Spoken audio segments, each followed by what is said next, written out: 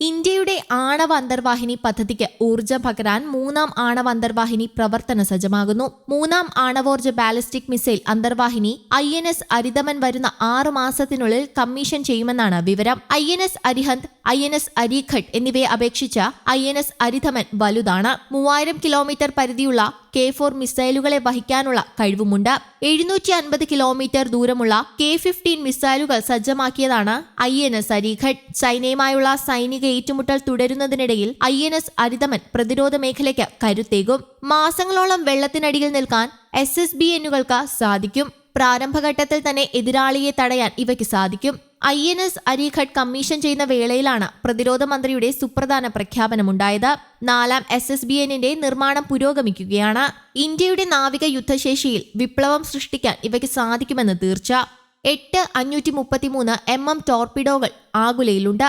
ആകെ 40 ടോർപിഡോകൾ വഹിക്കാനാകും. Club മിസൈലുകളും cruise മിസൈലുകളും അകുലയുടെ സംഹാരശേഷി വർദ്ധിപ്പിക്കുന്നു. ജലോപരിതലത്തിൽ പ്രത്യക്ഷപ്പെടുമ്പോൾ ശത്രുവിമാനങ്ങളുടെ ആക്രമണമുണ്ടായാൽ തിരിച്ചടിക്കാനുള്ള ആധുനിക മിസൈൽ സംവിധാനവും അന്തർവാഹിനിയിലുണ്ട്. ആണവ അന്തർവാഹിനി ആയതിനാൽ ഡീസൽ അന്തർവാഹിനികളെ അപേക്ഷിച്ച് കൂടുതൽ നേരം ജലത്തിനടിയിൽ കഴിയാനാകും. നിരീക്ഷണം നടത്തുവാനും അകുലയ്ക്ക് കഴിയും. ശബ്ദം കുറവായതിനാൽ ശത്രുക്കളുടെ കണ്ണിൽപ്പെടുന്നതിനുള്ള സാധ്യതയും കുറവാണ്. ഇന്ത്യ തദ്ദേശീയമായി നിർമ്മിക്കുന്ന ആണവ അന്തർവാഹിനി പ്രവർത്തന സജ്ജമാകുന്നതിന് മുന്നോടിയായി മികച്ച പരിശീലനം നേടാൻ നാവികസേനയ്ക്ക് സാധിക്കുമെന്നതാണ് കരാറിന്റെ മറ്റൊരു ഗുണം. ആണവ അന്തർവാഹിനി ആണെങ്കിലും യുദ്ധമുണ്ടായാൽ അന്തർവാഹിനിയിൽ നിന്നും ആണവായുധം പ്രയോഗിക്കാൻ രാജ്യാന്തര നിയമങ്ങൾ അനുവദിക്കുന്നില്ല.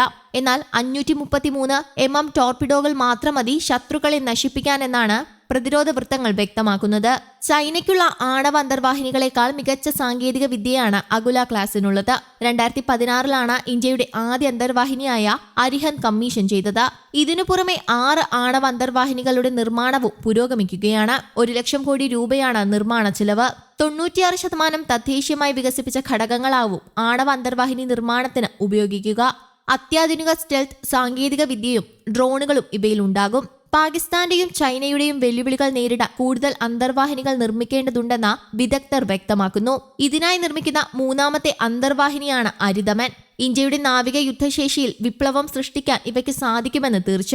അതേസമയം ശ്രീലങ്കയിലെ കൊളംബോ തുറമുഖത്ത് ഇന്ത്യൻ നാവികസേനയുടെ ഡിസ്ട്രോയർ INS മുംബൈ എത്തി. ഇന്ത്യൻ നാവികസേനയിലെ ഡൽഹി ക്ലാസ് ഗൈഡഡ് മിസൈൽ ഡിസ്ട്രോയറുകളിൽ 3ാമത്തേതാണ് INS മുംബൈ. 3 ദിവസത്തെ സന്ദർശനത്തിനായി ശ്രീലങ്കയിലെത്തിയതാണ് ഈ കപ്പൽ. 2024 ശ്രീലങ്കയിലേക്ക് എത്തുന്ന ഒരു ഇന്ത്യൻ നാവികസേനയുടെ അല്ലെങ്കിൽ കോസ്റ്റ് ഗാർഡിന്റെ 8ാമത്തെ കപ്പലാണിത്. നേരത്തെ INS കബ്ര, കരഞ്ച്, മോർട്ട, ഷൽക്കി, ICGS, അഭിനവ്, സചേത് എന്നിവ ശ്രീലങ്ക സന്ദർശിച്ചിരുന്നു. 3 ചൈനീസ് കപ്പലുകൾ ഇതേ തുറമുഖത്ത് നങ്കൂരമിട്ടപ്പോൾ തിങ്കളാഴ്ചയാണ് Indian navy destroyer INS Mumbai Colombo തുറമുഖത്ത് ഡോക്ക് ചെയ്തത്. 163 മീറ്റർ നീളമുള്ള കപ്പലിൽ 410 ജീവനക്കാരാണുള്ളത്. News desk, Kerala Kaumudi.